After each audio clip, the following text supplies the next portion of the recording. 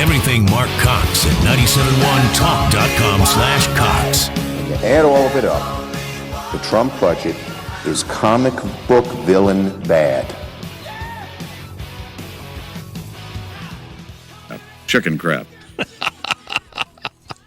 Chuck Schumer, if you add it all up, the budget is comic book villain bad. Because it doesn't give Chuck the 5 or 6 or 10% increase year over year that he has to have built into every budget, or it's a cut. Economics 101, Chucky. Of course, that doesn't help pay off your constituents, does it? Let's welcome in our guest. Thank you. Who is the man that would risk his neck for his brother, man? Shut! Can you dig it? Chris Arps, you know what I would love you know what, they talk about waterboarding and they've outlawed it, right? I'll bet the equivalent of waterboarding to Chuck Schumer would be tying him to a chair and making him listen to this program. If he heard my opening monologue today, he would rip his hair out. Or you could, keep him away from a microphone or a camera for about a week, and I think that would be torture enough for him. No kidding. That's the truth. I got a little fun fact about Senator Charles Schumer. You know what? You do? Yes. Yeah. He got a perfect score on his SAT. Really? In high school, yes. He's a very intelligent man. Not that I'm defending him or anything. It sounds to me like you're defending him. I don't know. Just a little fun fact, or you could. Bill Clinton was a Rhodes Scholar. Where do they go wrong? Yeah, Is it just like you're so smart, you're stupid? Exactly. I don't get it sometimes. That's what I was just about to say. How can somebody so smart be so stupid? It's pretty amazing, isn't it? It really is. They think with their heart, not with their brain. It's that's a perfect way to put it. I think that you hit it right on the head there. CNN has a headline today that says Hillary Clinton's email problem was bigger than anyone realized. Do you think maybe CNN that it just wasn't, it was just bigger than you thought it was? Because the rest of us seem to realize it. Yeah. Let's see. Secretary of State, unsecured server, hackers, state secrets. Oh my God! What were they missing? You got to listen to this. It took a study. Of a consortium of pollsters released over the weekend for CNN to reach this conclusion. Wow. Hillary Clinton's ongoing struggle to deal with the revelation that she used a private email server during her time as Secretary of State dominated the conversation about her presidential candidacy, and research suggests it may have doomed her campaign. And you can just they could have saved themselves a whole lot of money and dumb it down and just say, nobody trusted her. Oh, my goodness. Well, we knew it was her damage was self-inflicted, but why did you have to wait to get a study presented at the American Association for Public Opinion Research to draw that conclusion? Yeah. It didn't take a study. We all knew that anyway. Well, you know what? My conspiratorial mind tells me that maybe this is a signal that they are getting away from the Clintons and the Democratic Party is trying to move on, and they're admitting that she had a problem, and, there's been rumblings that she's talking about running in 2020. She set up a PAC. She's writing another book. I guess she's going to rebrand herself for the third or fourth time. So maybe they're trying to squash that early. This is funny. They put together a word cloud. So they studied all of these people in this study, and then they put together a word cloud on the word that was mentioned the most out of their responses, right? So Hillary Clinton's word cloud. Can you say them all on radio? Is in blue, and Donald Trump's is in red, right? But the biggest word in her word cloud is email. Yeah. And then a little bit smaller is debate, and about the same size as health, and then liar, and then Benghazi. And then foundation and scandal. These are the words that stood out in her word cloud. What about Trump? Here the biggest word was debate, right. Women, speech, immigration, Mexico, talking, president, But, clearly not as damaging as the word email, which was the biggest word in Hillary Clinton's word cloud. And you would think with all the controversy and the investigations that are going on, you would think Russia or Russian would be in his... The word Russia is in here in smaller font in his word cloud. And... I don't see the word Russia in hers. I don't know why. Do you see Parkinson's disease in I Hillary's? I don't see that in there either. No. Epilepsy, seizures. But there's a lot of words here, so I may be missing something. I don't know. But that's funny to me that they had to go to a study to draw the conclusion that her email thing was a bigger deal than they all thought. Well, I think also, too, they're trying to show that they are unbiased and they're fair. So they don't want to come to that conclusion themselves. They're going to go and hire somebody to do a study to come to the conclusion that all of us already know and that they really already know. Only on CNN would they draw this conclusion on this story.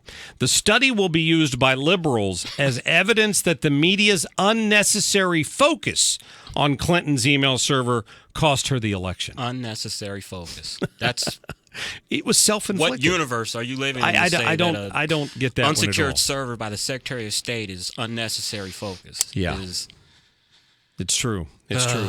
So exhaust me. What do you think about Donald Trump's trip overseas so far, Mr. You know what I Arps? told people? I didn't get a chance to watch the speech, the Saudi Arabia speech Sunday. So I watched it a few hours later, and I thought it was a magnificent speech. And the reason that I say that is I fell asleep halfway through it. So that means he didn't say anything too provocative or something that woke me up and said, "Oh, that's going to be a headline tomorrow." Yeah. So the reason that I fell asleep on it tells me that it was a good speech, and all the reviews afterwards seem to be saying the same thing. Here's what now, of course, he gives the speech there to majority Muslim countries, right. And then he flies to Israel and he speaks, and he spoke to the Palestinians today. He's in Rome, I think. The bombing happens in Manchester last night, and something came out of that speech in Saudi Arabia that I don't think was realized. I don't think we didn't hit the nail until this explosion in Manchester, because Trump said he basically said to these majority Muslim countries, you need to address the issue of a reward for violence, because if it's true that Islam is not a religion of hatred and violence, prove it, because these people are killing themselves with a promise of some reward, or in the Palestinian Authority situation, their families are going to be taken care of forever if they walk into the middle of Jerusalem and blow themselves up. You've got to take that away from them. Here's a monkey wrench question to throw into that. If these Muslim countries where this radical terrorism or Islamism is going on, if they started to rein this in and was using non-human rights methods to do that, should we support that as the United States? If they are reining in these people, but they're doing it in ways that wouldn't be necessarily lawful here in the United States, we are the beacon of justice and freedom all around the world. Should we disavow or look to the side if they're rounding these people up or doing it? Well, the liberals won't. I wouldn't bat an eye. Are you kidding me? If they're willing to deal with it at their own I mean, they're still caning people in some of these Muslim countries, right? Yeah. Somebody gets caught in a same-sex relationship, and they take them into public and they cane them. Or throw them off a roof. Right. So that's why, when somebody complains about human rights in the United States, they will get an eye roll from me because it's just BS. Because that's going to be the debate, though. Is like that the liberals and the other side would say that, at what cost do we want our freedom? I'm with you. I think we ought to just nuke them. Yeah. Isn't that what you said on Facebook? Not necessarily. Now you're going to spread the false rumors. People think I'm some warmonger. I see Chris go on Facebook this morning and say, let me clarify an earlier comment about I didn't want to nuke anybody. That wasn't what I was saying. What you were referring to was an article that said you have to deal with this in a conclusive manner, which is kind of what Trump's been saying all along. We need to take the fight to him and shut him down. Look, I always say, the West is 21st century.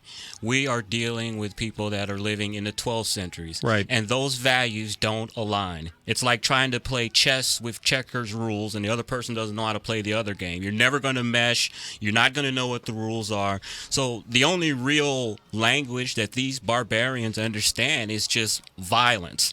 And I know people don't want to hear that, and that's why I equated that to World War II, is that you have to break your enemy's will to fight.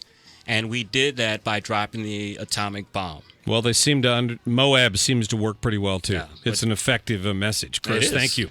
All right, that's Chris Arps. I'm Mark Cox. He's going to hang around. We'll have more. We'll get to your phone calls as well, 314-969-9797. This is the Mark Cox Show. There's only one way. There's only one way. Air Comfort Service Heating and Cooling. Weather with Dave Murray. Mostly cloudy skies on this Tuesday with some showers, a couple of thunder showers around 70 for the high. We're cooler than yesterday. Tonight, clouds, couple of showers, couple of thunderstorms from time to time, 52 for the low. Wednesday, clouds, some showers, some thunderstorms around. Those small storms, nothing overly severe anyway. Cool temperatures Wednesday, 65. I'm Fox 2 meteorologist Dave Murray for FM News Talk 97.1. Well, that's got to warm up more than that because the pools are going to be opening this weekend, right? Have you thought about opening your pool up? Maybe you've got some maintenance stuff you've got to deal with first before you can get it open. That's where Mike and Conservative Pool Services can help you out. Mike is the owner, and I bring his name up first because his whole idea of starting Conservative Pool Services was to provide a higher level of customer service, a better customer service experience, faster response time if there's something wrong with your pool. I mean, why do you own a pool? Why do you go to the trouble to put up with the maintenance and everything else and the liability that goes along with owning a pool if it's not to get hours of enjoyment out of it, which you can't if it's broken down or there's some sort of problem? That's where Conservative Pool Services come in. They'll give you a 1-hour response